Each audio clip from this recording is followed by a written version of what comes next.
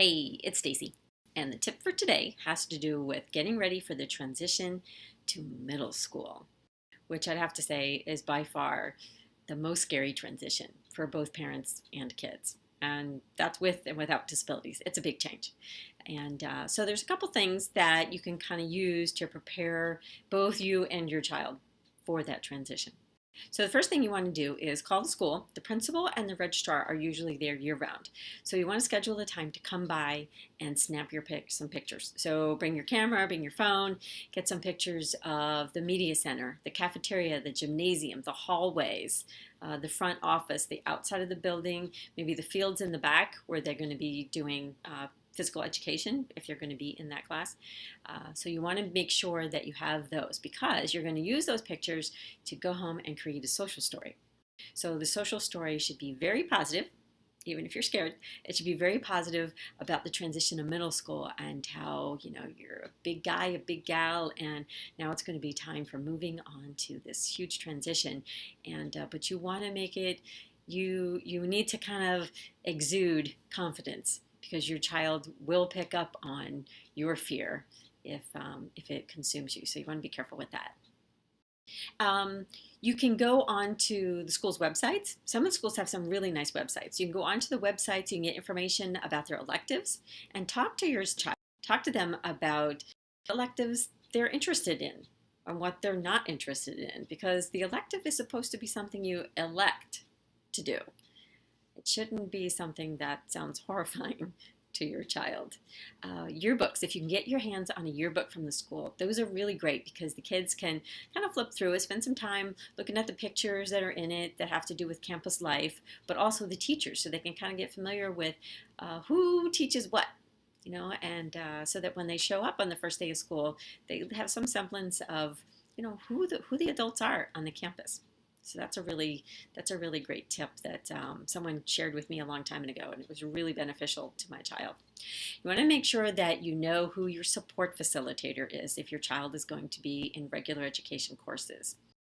One of the things that makes this transition so huge is for many students, when they're in elementary school, they're supported. They have specialized classrooms and specialized programs to provide for their unique style of learning.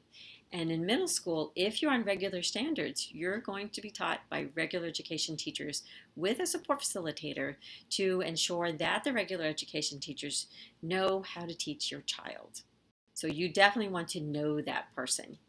You want them to know who your child is and what they need or what they don't need.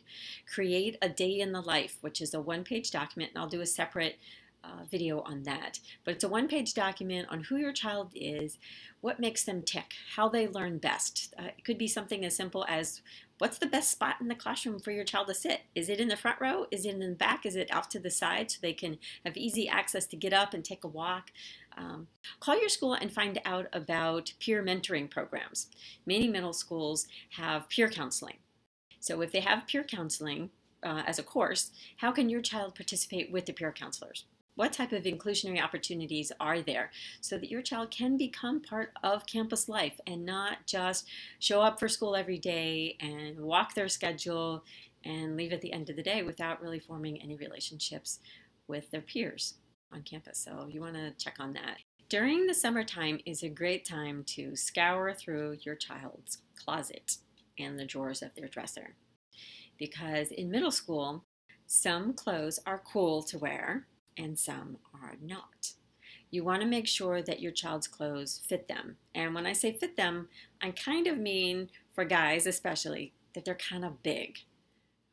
Boys who wear tight clothes in middle school unfortunately become a very quick target of bullying.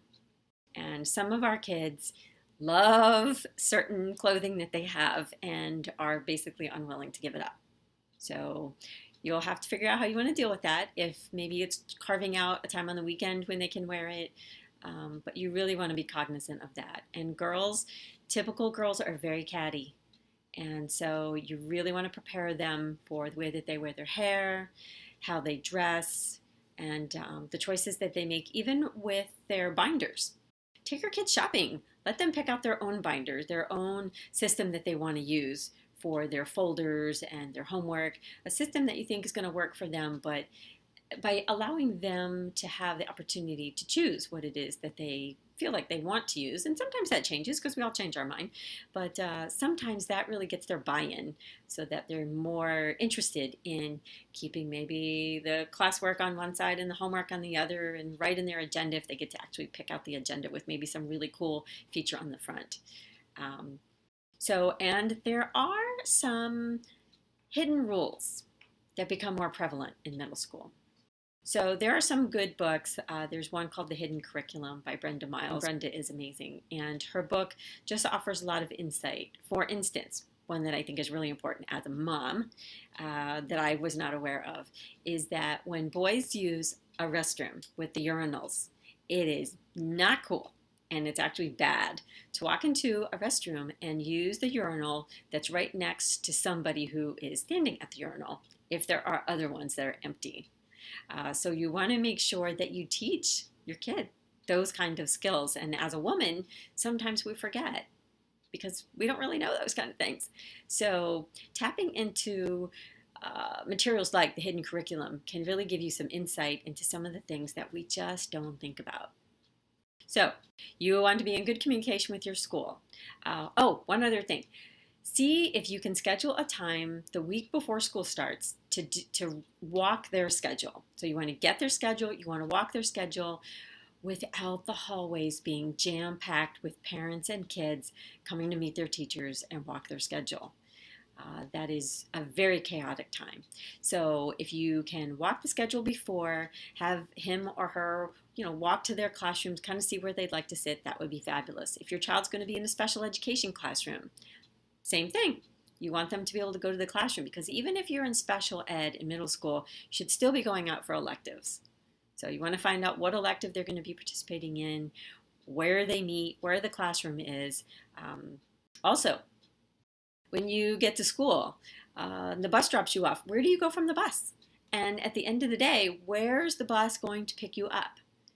Where's mom going to pick you up? So that they're sort of familiar with that. And you can include that information in the social story. So that should kind of help some of the bumpiness. But you really want to know your staff. You want to understand who's responsible for what at your school. I guess most important is to let your school know that you are vested and interested in your child's education and you want to be part of it. So there are school advisory committees that you can get on, the school advisory forum. So there's all sorts of ways for you to become actively engaged in your child's education. And just because they're in middle school doesn't mean that you put them on the bus in the morning and you see them when they get off the bus in the afternoon. Okay? All right, so good luck. Understand your child's needs. Write that day in the life. Tour the school.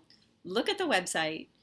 Meet the teachers, and remember to keep it as positive as you possibly can. And if issues arise, then you address them. But in the meantime, just remember that having knowledge gives you strength and gives you power.